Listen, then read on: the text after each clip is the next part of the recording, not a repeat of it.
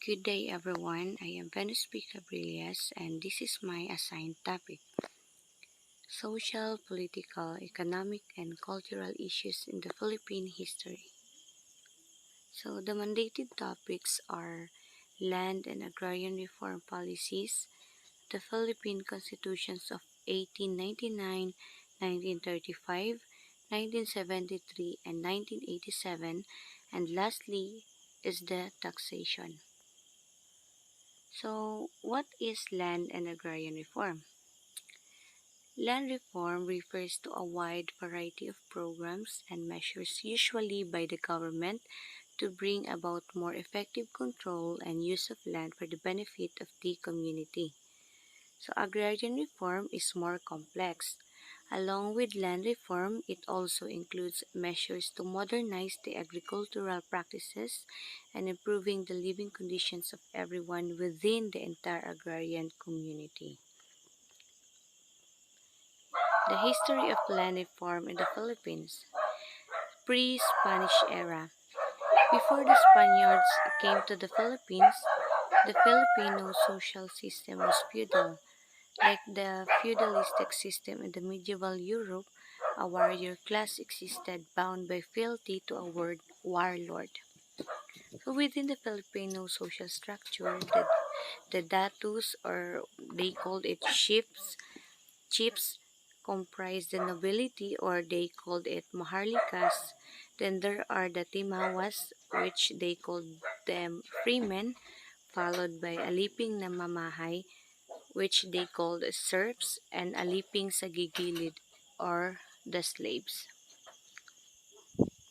In Spanish era, which dated 1565 to 1898, during the Spanish colonial periods, lands were divided and granted to encourage Spanish settlers or reward soldiers who served the crown. These were called encomiendas. So the encomienda system was originally established more for the benefit of the natives than of the encomenderos. Thus, the latter could not be called lords because they were considered protectors, advocates, and tutors of the natives.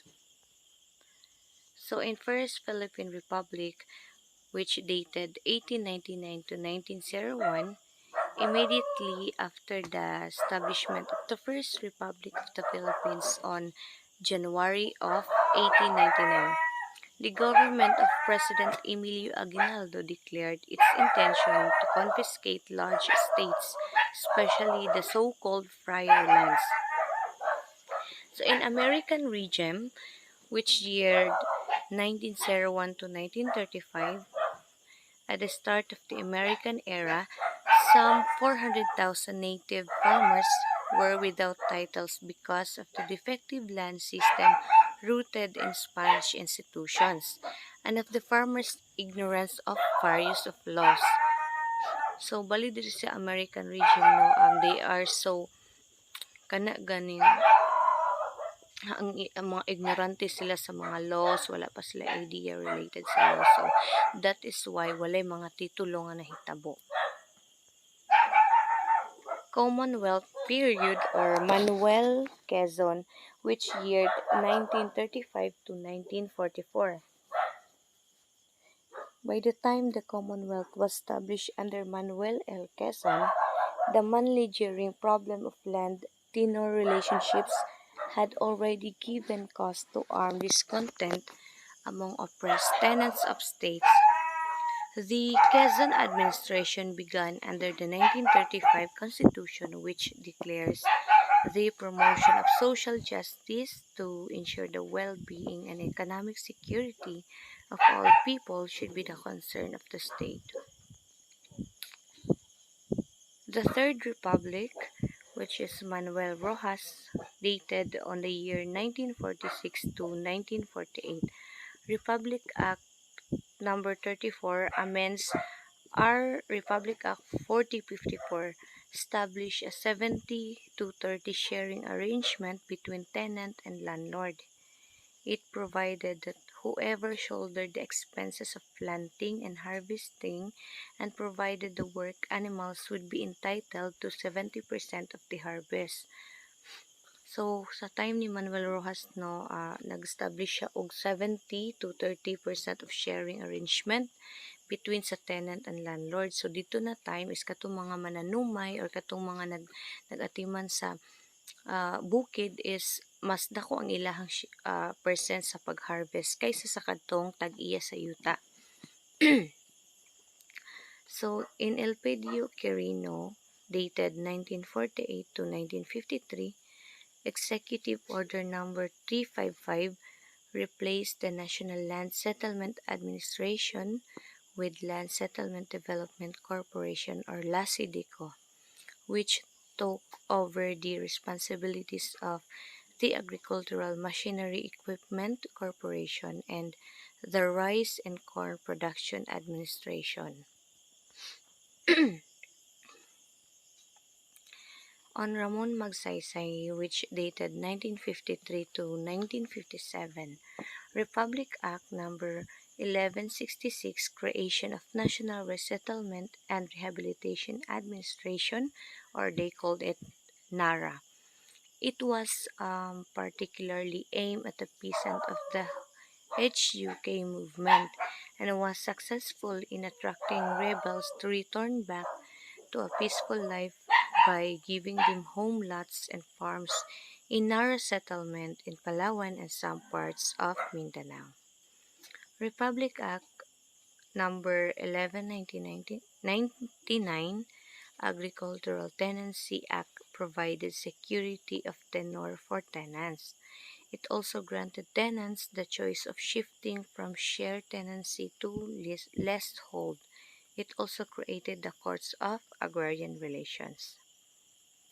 Republic Act Number 1400, Land Reform Act provided for the acquisition of large tenant rice and corn lands over 200 hectares if owned by individuals, 600 hectares if owned by the corporations. So, Diosdado Macapagal, dated 1961 to 1965.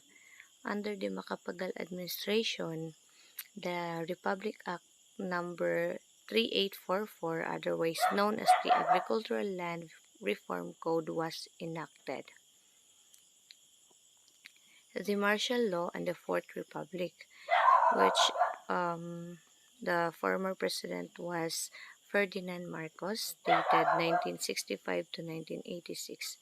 Republic Act Number 6389 instituted Code of Agrarian Reform and created the Department of Agrarian Reform. Presidential Decree Number 2 placed the whole country under the Land Reform Program. Presidential Decree Number 27 restricted land reform scope to tenant rice and corn lands. Presidential Decree PD 27. On October 21, 1972, a month after the proclamation of martial law, President Marcos issued PD 27 with the main goal of emancipating farmers from the bondage of the soil. To the decree, there is no more leasehold in tenant rice and corn land.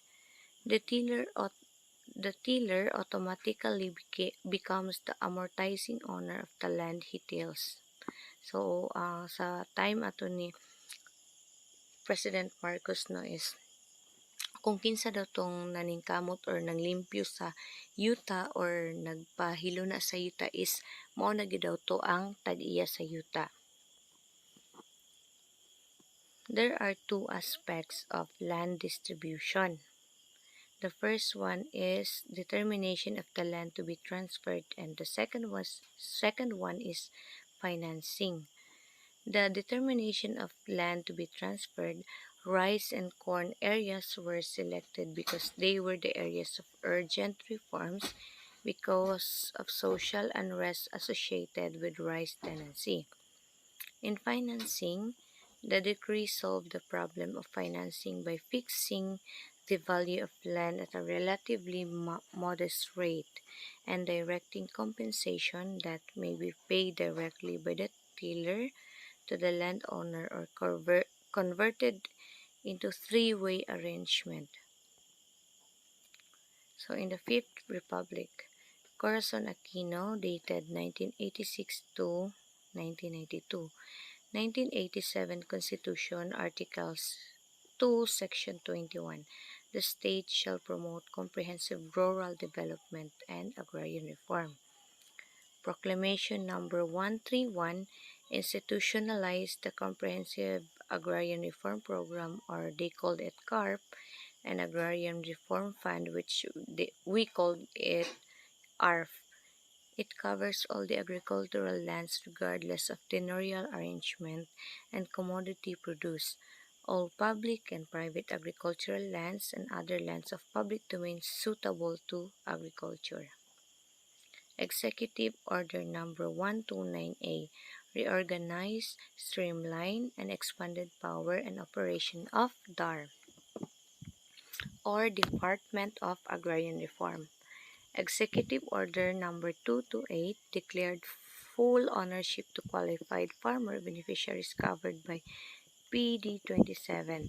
It also provided for the manner of payment by the farmer beneficiary and mode of compensation to the landowners.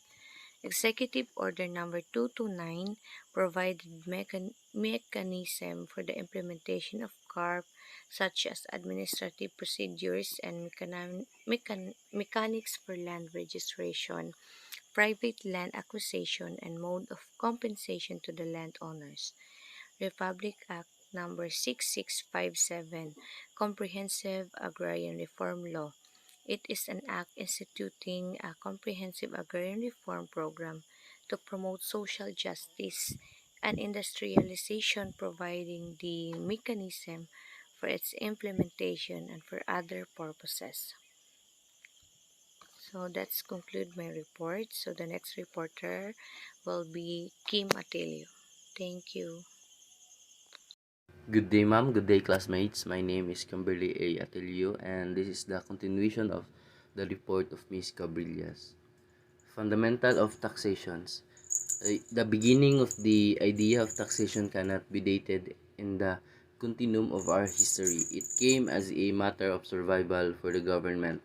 The nature of taxation power is that both inherent and legislative in character because it has been reserved by the state for its exercise. It is an essential and inherent attribute of sovereignty belonging as a matter of if right to every independent government. So the nature of taxation power is that it is a sovereign power of the government that allows it to impose taxes on its citizens, residents, and business to generate revenue and serve various public purposes. So, what is the purpose of taxation? So, the primary purpose of taxation is to raise revenue for public needs so that the people may be enabled to live in a civilized society. It also serves as a variety purpose.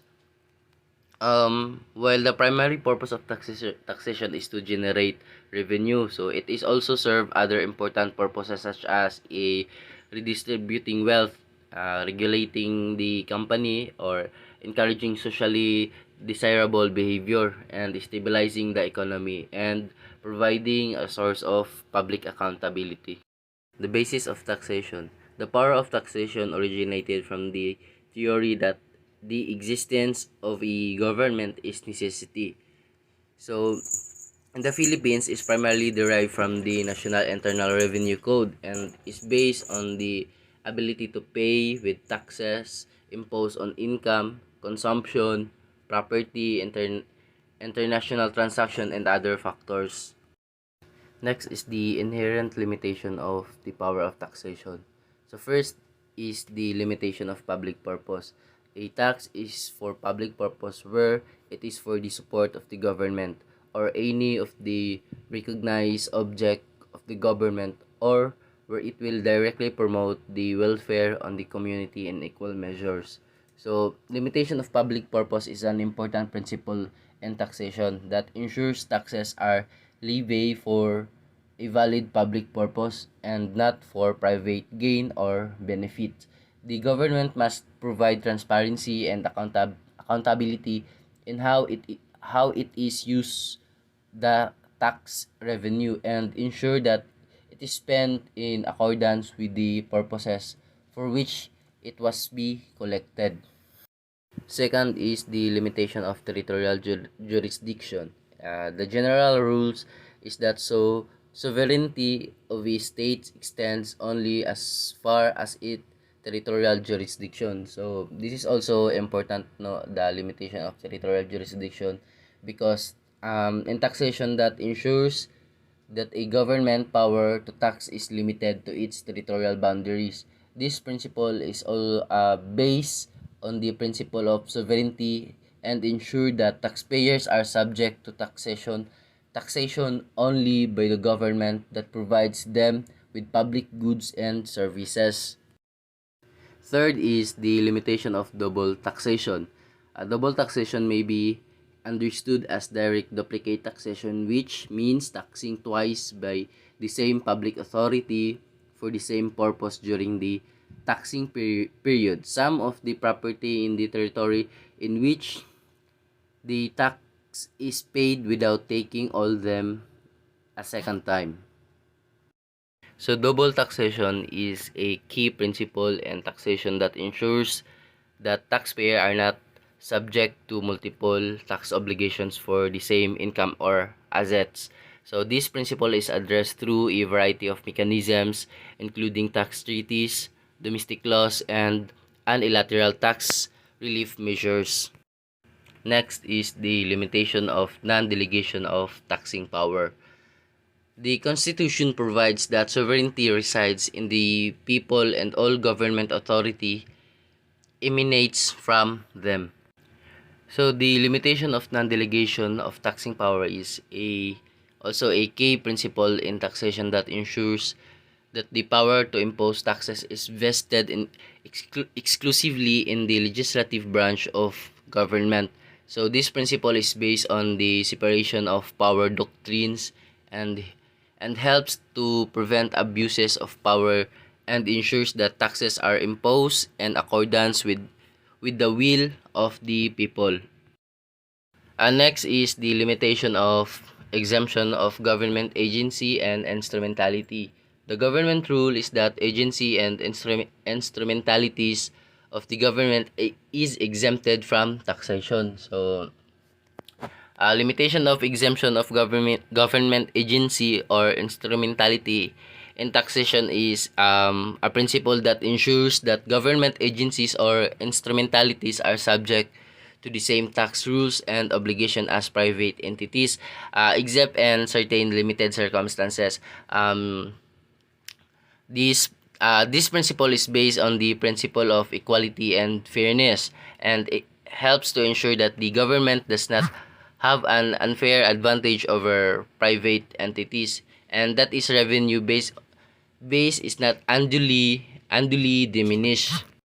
Next is the basic principle of taxation. So first principle is the fiscal adequacy. So fiscal adequacy is emphasizes the source of revenue as a whole must be sufficient to meet the expanding governmental expenses regardless of business conditions, export taxes, trade balances, and problem of economic advancement. So fiscal adequacy is an important concept in public finance that refers to the ability of government to generate sufficient revenue to meet its spending requirements and provide public goods and services effectively.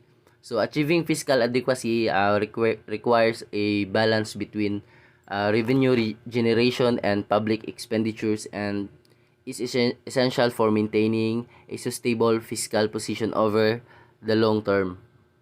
Second is the equality of theoretical justice. It refers to the use of revenues which must be believed based on the taxpayer's ability to pay.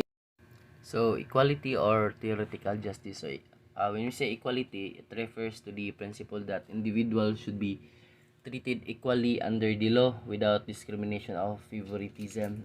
This means that everyone should have equal rights and opportunities regardless of their race, gender, religion, or social status in the context of taxation. So equality means that tax laws should apply equally to all individual and groups without discrimination or special treatment.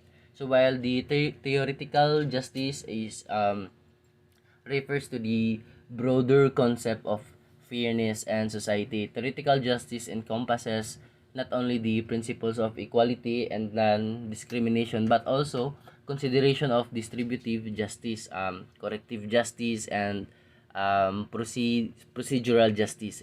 In this context of taxation, the theoretical justice requires that the tax system should be designed to promote a fair distribution of tax burden, taking into account the ability to pay and the benefit received from public goods and services. So, equality and theoretical justice are related concepts. So, they present different aspects of fairness and society. So, in this context of taxation, both concepts are important to ensure that the tax system is designed to promote fairness and equality for all individuals and groups. So, third is the administrative feasibility. So, administrative feasibility means that the tax system must be clear to the taxpayer, can be enforced, and is convenient and non-burdensome of discouraging to a business activity. So, administrative feasibility is a key consideration in tax policy and refers to the ease with which tax laws can be implemented and enforced by tax authorities. So, to achieve administrative feasibility, tax laws should be clear, concise, and enforceable. So, and the tax system should be supported by adequate administrative resources. Achieving administrative feasibility can be a challenging task, particularly in countries with limited administrative capacity and resources. Next is the inherent powers of the government. So first is policy power. So authority of the government to regulate the activities of an individual even in the absence of law for the benefit and protection of public welfare. So, police power is a principle of political and legal philosophy that refers to the authority of government to regulate and control behavior of individual and businesses. So, in order to promote the health, safety, and welfare of society as a whole, police power is a fundamental attribute of the sovereignty of the states and is usually exercised by the legislative branch of the government. So the scope of police power is broad and it can encompasses a wide range of activities. So including the regulation of public health and safety and the protection of the environment. So in the promotion of public morals, examples of police power is action includes laws requiring the use of seat belts while driving, for your safety, restriction of the sale of alcohol to minors, and zoning laws that regulates the use of land. So the exercise of police power is subject to certain limitation, particularly with regard to individual rights and freedoms. So laws and regulation that infringe of constitutional rights such as freedom of speech or the right to privacy may be subject to judicial review and may be struck down as unconstitutional. Second is the taxation. So, taxation authority of the government to improve taxes, charges, and fees from its taxpayers under its sovereignty and or territorial jurisdiction to support its necessary expenses. So, taxation is the process by which government collect revenues from individuals and business in order to fund public goods and services, such as infrastructure, education, healthcare, and social welfare programs. So taxes are typically collected by government at the federal, state, and local levels and can take many different forms including income tax, sales taxes, property taxes, and excise taxes. So the primary purpose of taxation is to raise revenue for the government, which can be used to fund public goods and services. It will benefit society as a whole. So, however, taxation can also be used to achieve other policy objectives such as promoting social welfare, reducing inequality, and discouraging undesirable behavior. Third is the eminent domain. So, authority of the government to expropriate private property for public use upon payment of a just compensation. So, eminent domain is a legal doctrine that allows a government other authorized entity to take private property for public use. So, this power is typically granted to government in order to facilitate the construction of public infrastructure projects such as highways, airports, or public utilities. So, the use of eminent domain is a controversial issue as it can be seen as a violation of private property rights. So some argue that the doctrine is necessary for the public goods while others argue that it is too often used to be benefit wealthy developers or other special interests at the expense of ordinary citizens. Next is the essential characteristics of taxes. So first is it is an enforced contribution. Second is it is exacted pursuant to legislative authority. Third is it is contribution in money. Fourth is it is levied upon person, property, and property rights. Next is it is for the purpose of raising revenue. Next is it must be for public purposes, and last is it must be proportionate in character. Next is forms of escape from taxation. So first is shifting, transfer of the burden of the tax by the original payer on the one on whom the tax was assessed or imposed to another or someone else. So, shifting tax refers to the transfer of the burden of a tax from one party to another. So, this can occur in different ways, but generally it involves a party who is legally responsible for paying a tax passing sum or all of the cost of that tax onto another party. So, for example, if the government levies a tax on the sale of particular goods, the seller of that good may decide to increase the price to cover the cost of the tax. So in this case, the burden of the tax has shifted from the seller to the buyer. So similarly, if the government increases the tax on a particular type of income, the individual who earn that income may seek to reduce their tax burden by engaging in tax planning strategies such as investing in tax exempt securities or shifting income to a lower tax jurisdiction. Second is capitalization, a special form of backward shifting. It occurs when the good is durable good.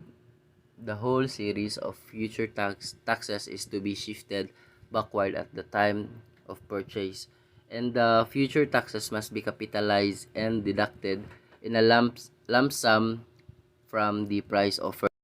Third is transformation. So this is effected through the process of production when the producer pays the taxes himself and recovers the additional expenses by improving his production, thereby turning out units of his production at lower cost. Next is evasion. So it is illegal effort to avoid payment of tax. Tax evasion is the illegal or criminal act of not reporting or under-reporting income to tax authorities in order to reduce the amount of tax owed. So, it involves intentionally misrepresenting or concealing the true amount of income earned in order to avoid paying taxes or paying less tax than is legally required. Tax evasion can take many forms such as failing to report cash payments received, failing to declare income earned from overseas sources, claiming deduction or credits for which one is not entitled, or deliberately failing to file tax return. It is often carried out by individuals or businesses with the help of professional tax preparers or accountants who knowingly assist in the evasion. Next is avoidance, use of legally permissible means to reduce tax liability. So, tax avoidance is the legal practice of using available deductions, credits, and other strategies to minimize tax liability. It involves taking advantage of loopholes or provisions in tax laws to reduce the amount of tax owed, so without violating any legal requirements. Tax avoidance can take many forms, such as claiming tax deductions for business expenses, making charitable donations, or contributing to retirement accounts. It can also involve structuring financial transactions or investments in a way that minimize tax liability, such as investing in tax exempts, bonds, or using offshore tax havens. Last is exemption. So, grant of immunity to a particular person or corporation from a tax upon properties or exercise which they are obligated to pay. An exemption in tax law refers to a specific amount of income, property, or other assets that are excluded from taxation, either in whole or in part.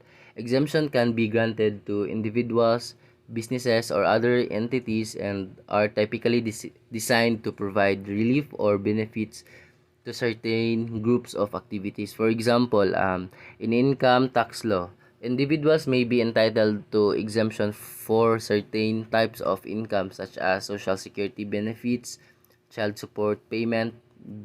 Businesses may be eligible for exemption on property or assets used to certain purposes such as research and development or low income housing.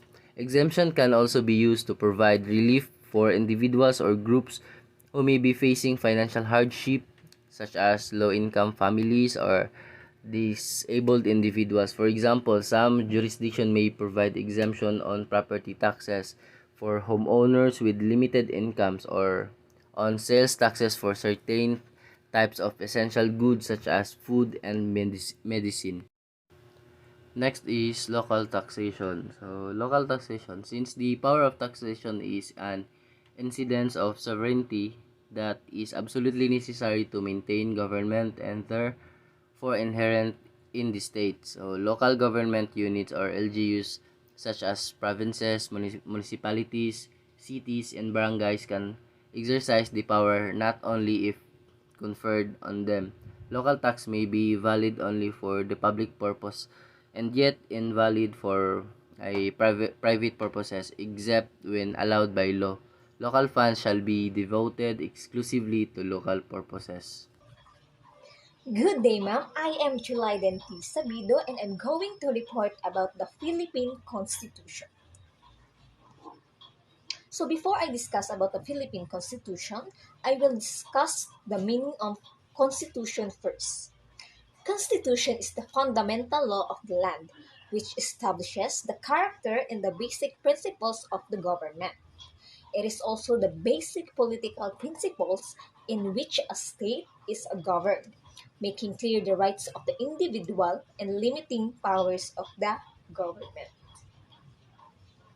In our discussion, there are five Philippine Constitution. First is the 1899 Malolos Constitution of the Philippines. It is the following the Declaration of Independence from Spain 1898 by the revolutionary government. A congress was held in Malolos, Bulacan in 1899 to draw up a constitution. It was the first republican constitution in Asia. The document states that the people have exclusive sovereignty. It states basic civil rights, separated from the church and state, and called for the creation of an assembly of representatives which would act as the legislative body. El Heraldo de la Revolucion, the official newspaper of the Malolos Republic.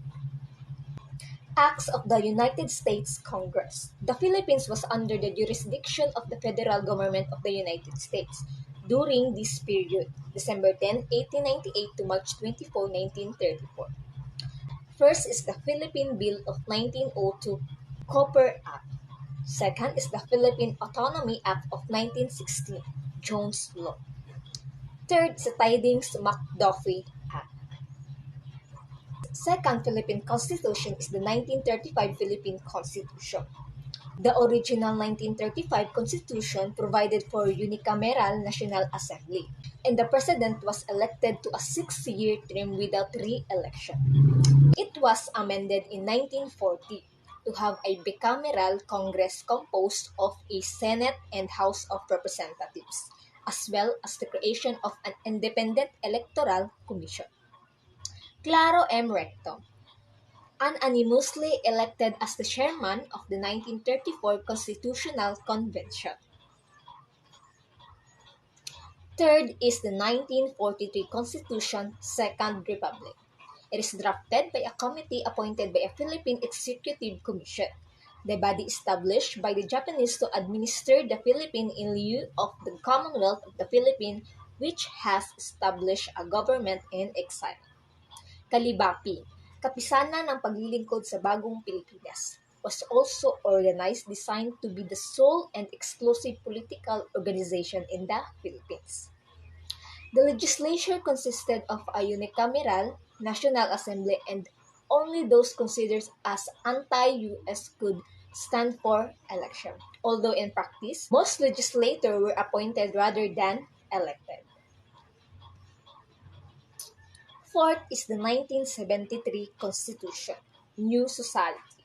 Chairman of 1971 Concon former President Carlos P. Garcia and Diosdado Macapagal, it was promulgated after Marcos' declaration of martial law. Proclamation Decree 1081 on September 21, 1972, introduced to a parliamentary style of government. In the 1980 amendment, the retirement age of the members of the judiciary was extended to 70 years. In 1981 amendments, the parliamentary system was modified, the Philippine government and constitution. Political science, it is the study of the polis, Greek word for city, which is tantamount to today's state. It is a specialized study of state, its government, and politics. State and nation. State has some degree of permanence, political and concept, while the nation, it is a racial in nature, bound by a common race or language as well as customs and tradition. Elements of state. First is the people. People, inhabitants, or the population of the state that comprises its citizen. Next is the territory. Definite geographic area occupied by the people. Third is the government. Agency or instrumentality through which the will of the people is formulated, expressed, and realized. Fourth is the sovereignty. Supreme power of the state to rule over its citizens within its territory and be free from control of foreign states. Theories of the evolution of state. Natural theory. The formation of the state results from man's natural inclination to associate and interact. Divine theory holds the view that the state is of divine creation and its rules are of God's chosen one. Third is the force theory. Assert that the state emerged as consequences of invasion, force, or coercion. Fourth is the patriarchal theory. State evolves from families. Fifth is the social contract theory. Explains that the states were formed by deliberate and voluntary agreement among the people. Inherent powers of the state. Police power.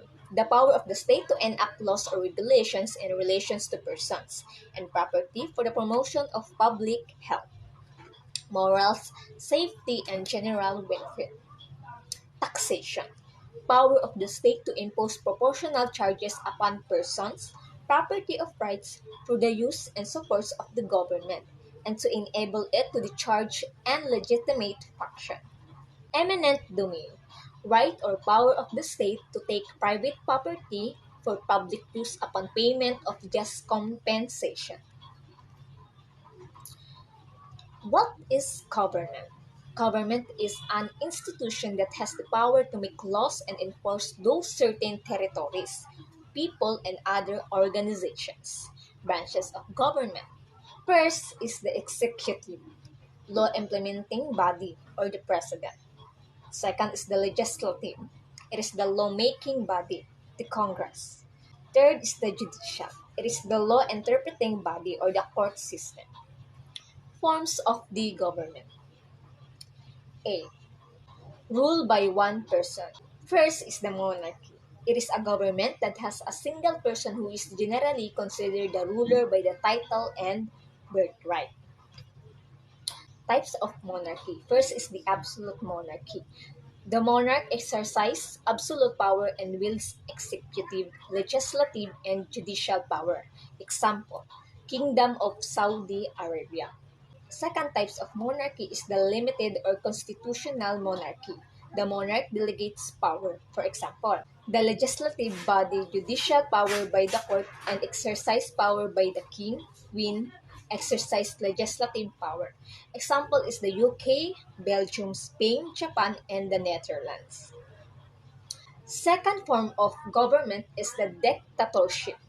Typically, a person who rules by threat or force and giving the people little or no individual freedom. This can be applicable during a period of chaos or discontent with the leader seeks emergency powers to implement policies. Rule by the few. First is the aristocracy. A government by the best members of the community's aristocrats are presumably men of the highest intelligence and their integrity, and they belong to the elite in society. Their status, wealth, and the political power are inherited. Oligarchy. Government of a wealthy few, but they do not come from nobility like aristocrats. No? They build economic empires for themselves and for their family. C is the rule by the many.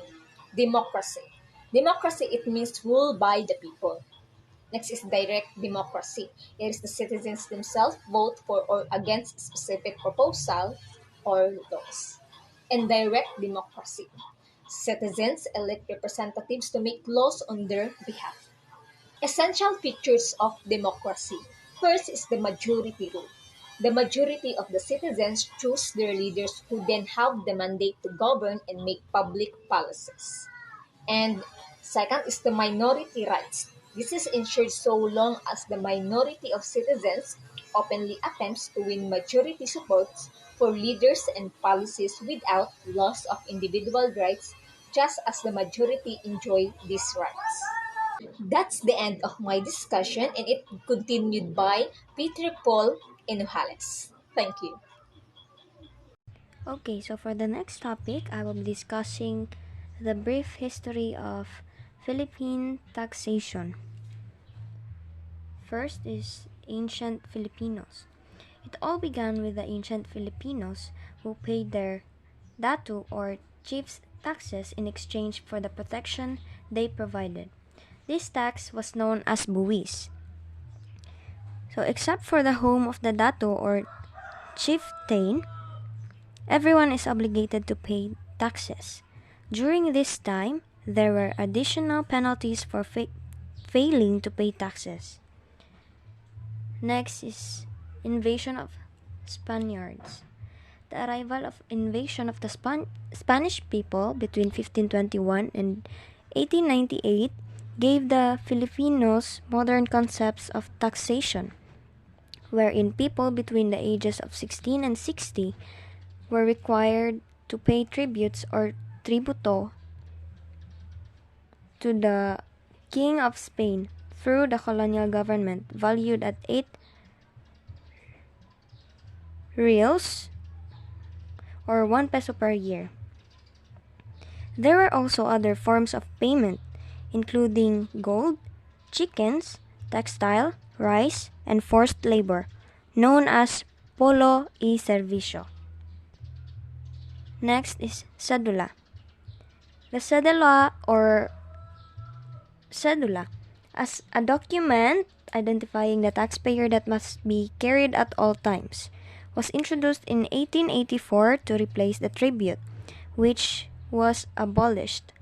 A person will be detained for being indocumentado, which refers to the lack of a valid document or other form of official personal identification needed to establish their identity if they are unable to provide their cedula to a Guardia Civil. Next is 1987 Philippine Constitution. The 1987 Philippine Constitution, which followed, declared that it sets limitations on the exercise of the power to tax. Taxation regulations must be fair and consistent. The Philippines will develop a progressive taxation structure that includes both local and national taxes according to the lawmakers.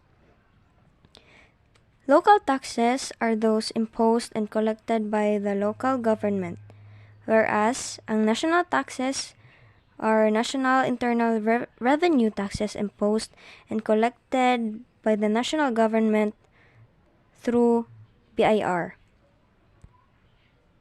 Last is the train law. The train law or tax reform for acceleration and inclusion was recently put into effect by President Rodrigo Duterte of the Philippines. It was signed on January 1, 2018, and it aims to fix a number of laws in the tax system so that it is easier, fairer, and more effective, wherein the poor will gain more from government programs and services, and the wealthiest will contribute more. That's all. Thank you.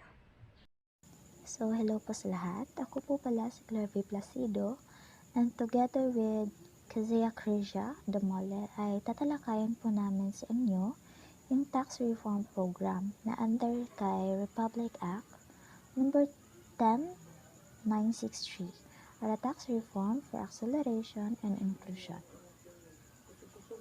So, what is TRAIN law? Yung TRAIN stands for Tax Reform for Acceleration and Inclusion. Under siya kay Republic Act number 10963.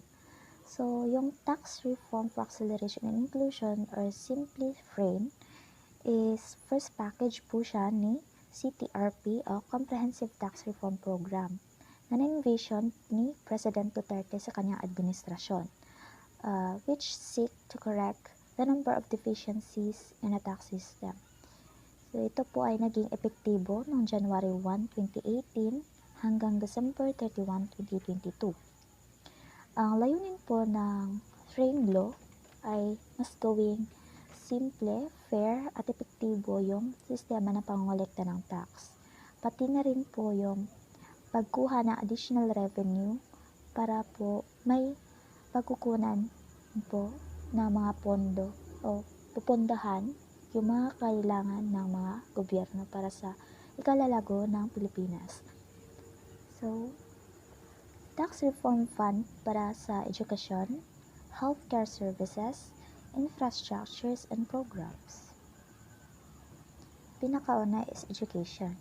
The tax reform will be able to fund investment in education, achieving more conducive learning environment with ideal teacher-to-student ratio and classroom-to-student ratio. So, itong tatlong to achieve 100% enrollment and completion rates, build 113,553 more classrooms, and hire 181,980 more teachers between 2017 to 2020. Yun po yung layunin ng tax reform na ito para sa edukasyon, pagpupondo. Bibigyan nila ng pondo para rito. So, pangalawa is the healthcare service para po magbigay ng mas maayos na serbisyo at saka pasilidad sa mga Pilipino. Upgrade 704 local hospital and establish 25 local hospitals. Achieve 100% PhilHealth coverage at higher quality of services.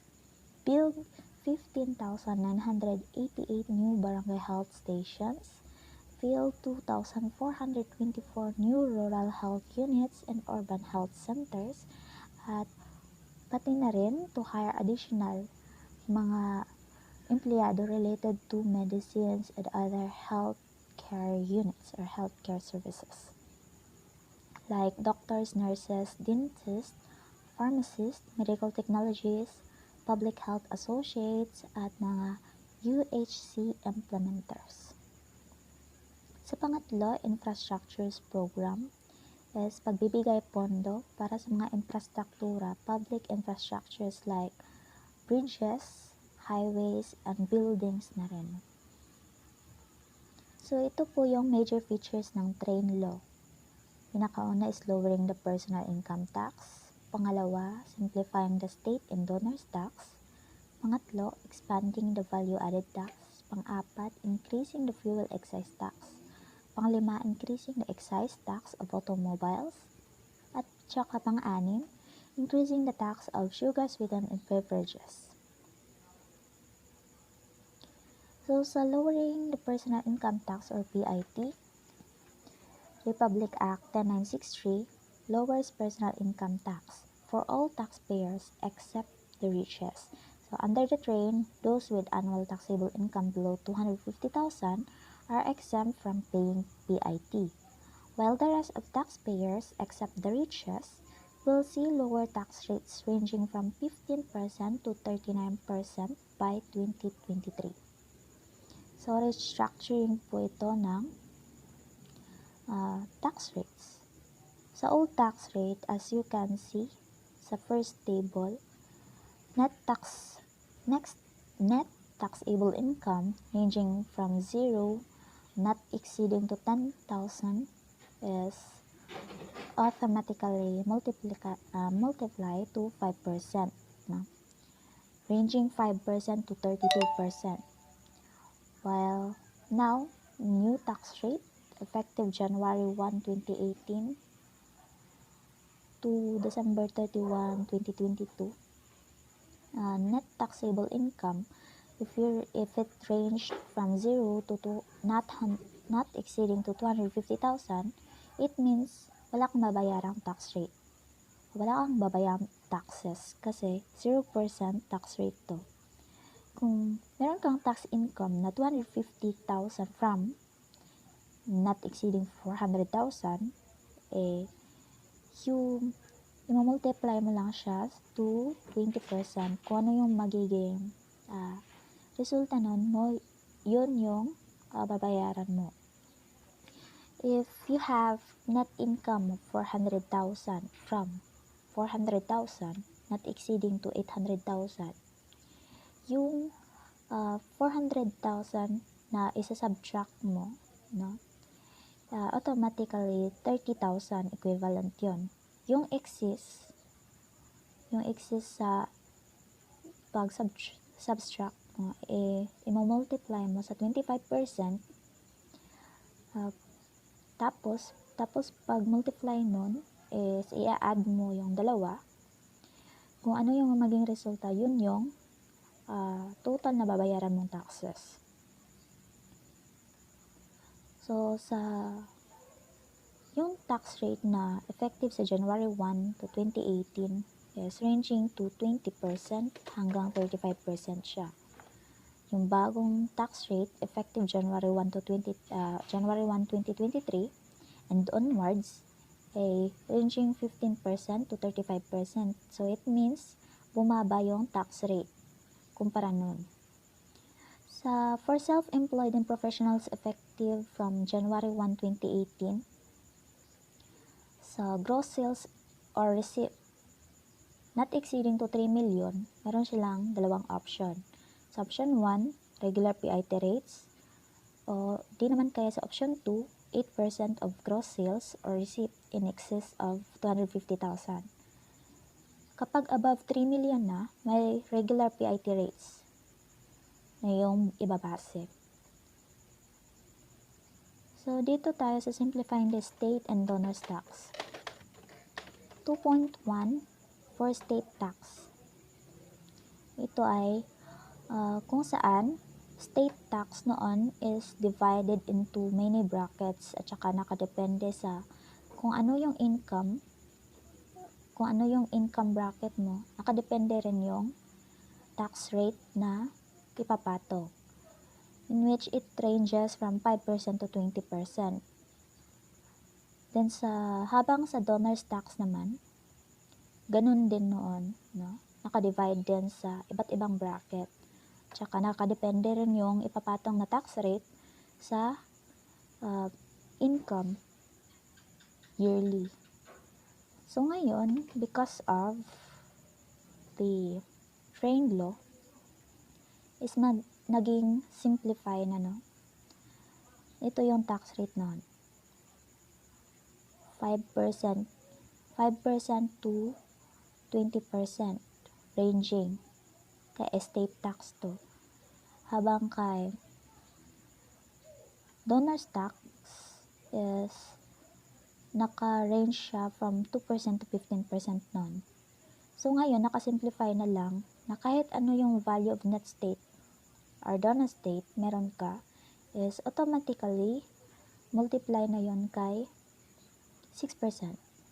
Yung total nun is yun yung total na babayaran mong tax. Pangatlo, expanding the value-added tax or VAT. Under the Republic Act 963, repeals the 54 provisions on VAT exemptions and zero rating under special law to broaden the VAT base. It also includes electric cooperatives and definition of sale or exchange of service, subject to VAT. The Republic Act 963 removes foreign currency denominated sales from VAT zero rating and subject to the VAT indirect exporters and agents only upon establishment and implementation of an enhanced VAT refund system. 3.1 Retention of VAT exemption o papamanatili ng VAT exempt status ng following: raw agriculture and marine products. Pangalawa, educational service. Pangatlo, senior citizens, health services, cooperatives, and person with disabilities. So, ito yung mga exemptions sa value-added tax. 3.2 Inclusion to VAT exempt transaction. Includes the following transaction to the list of VAT. Under the section of 109 of the NIRC of 1997, the sale of gold to the Bangko Sentral ng Pilipinas, sale of drugs and medicine prescribed for diabetes, high cholesterol and hypertension beginning from January 1, 2019. Association dues, membership fees, and other assessment and charges collected by homeowners, association and condominium corporation, at saka na rin transfer of property in pursuance of plan or merger or consolidation. 3.3 Adjustment to VAT exempt threshold. Increase the VAT exempt threshold from 1,919,500 to 3 million, which is be adjusted to inflation not later than January 31, 2021 and every 3 years thereafter. Increase the present VAT exempt threshold on lease of residential unit with a monthly rental of 12,800 to 15,000 and reduces the VAT exempt threshold from 3,199,200 to 2 million on the sale of house and lot, and other residential dwellings beginning from January 1, 2021. So, it ends my part. So, I will give the moment now for Miss Kazea Krisha Damole to explain further the other major features of RA 10963 or frame law. That's all. Thank you.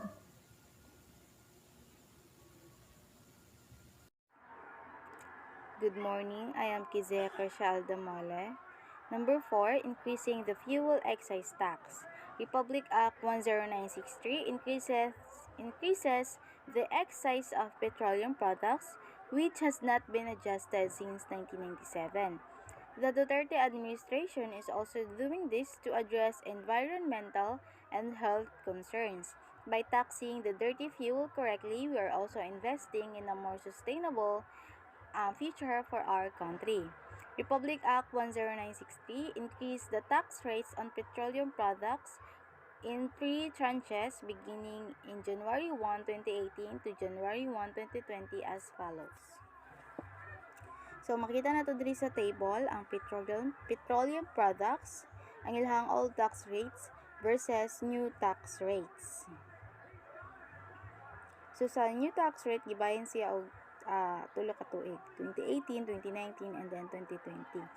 Like for example, lubricating oils and greases gikan sa 4.50 pesos isa ka siya og 8 pesos pag-abot sa 2018 and then pag-abot sa 2019 nahimo na pud siyang 9 pesos.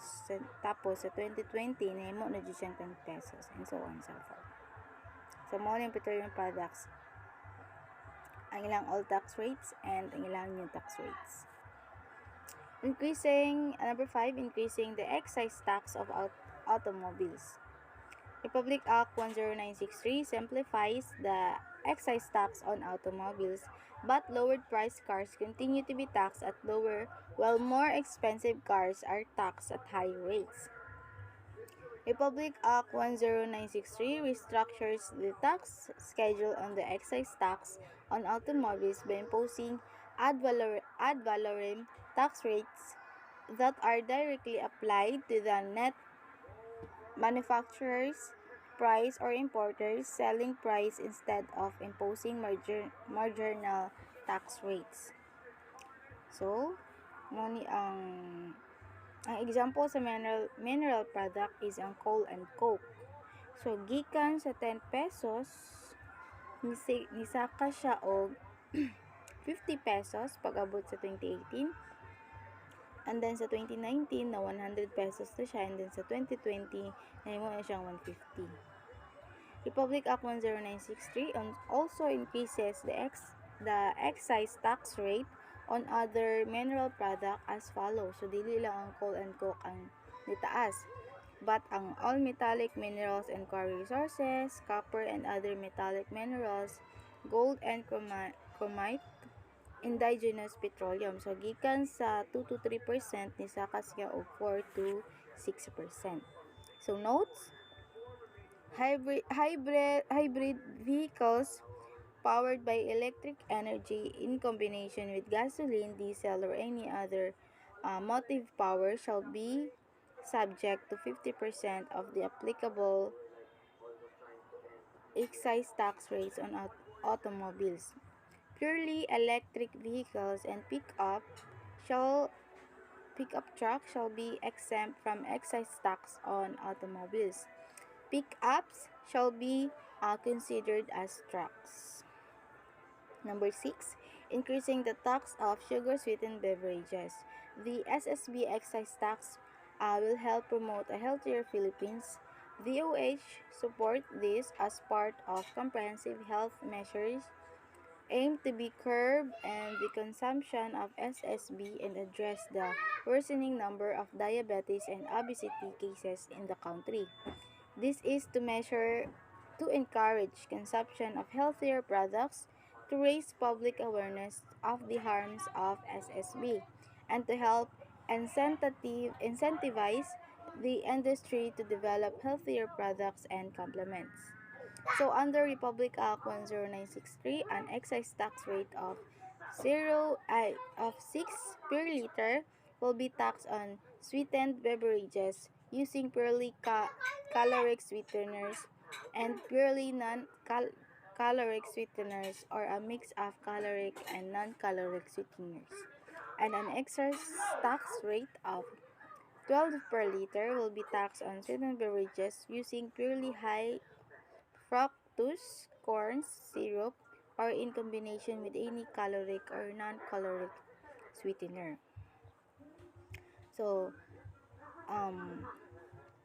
beverages covered under the Republic Act 10963. So, mo ni siya ang na-covered sa Republic Act 10963, ang sweetened juice drink, sweetened tea, flavored water, all carbonated beverages, energy sports and drinks, cereal and grain beverages, other powdered drinks not classified as milk, juice, tea, and coffee, and other non-alcoholic beverages that contained added sugar. And kani sa ubos, mapud ni ang wala na cover sa um, Republic Act 10963. Ang all milk products including plant milk, infant formula milk, and powdered milk, meal replacement, and medically indicated beverages, ground coffee, instant soluble coffee, and prepackaged powdered coffee products, ground coffee, instant soluble coffee, and prepackaged powdered coffee products, 100% natural vegetables juices, and 100% natural fruit juices. So why impose a tax on SSB? Most of the sugar-sweetened beverages, or SSB, with some notable exemptions, provide unnecessary or empty calories with little or no nutrition. SSB are not a substitute for healthy foods such as fruit and rice. So SSB are relatively affordable, especially to children and the poor who are the most vulnerable to its negative effects on health. So SSB products are easily accessible and can be found in almost any store. Unlike other sweetened products, most often the poor and the children are not aware of their consequence. True jud kay kasagaran ba yung mga biktima ganahan anay mga tamis nga pagkauno kay mga bata jud. Tapos ginasugtan lang po sa mga ginikanan nga magkaon og mga nani kay ginatuman sila ang gusto nga wala na sila kabalo nga maka-affect na day silang health. So, changes on other excise taxes. Number 1 on cigarettes and number 2 on mineral product. On cigarettes, Republic Act 10963 increases the excise tax on cigarettes packed by hand and packed by machine as follows. So, makita na ito diri no, ang ing table sa tobacco products gikan sa January 1, 23 to 2014 to 2015, 2016, 2017, and then 2018. So, makita na ito diri no, nga nitaas jud siya. Og 10 pesos siguro.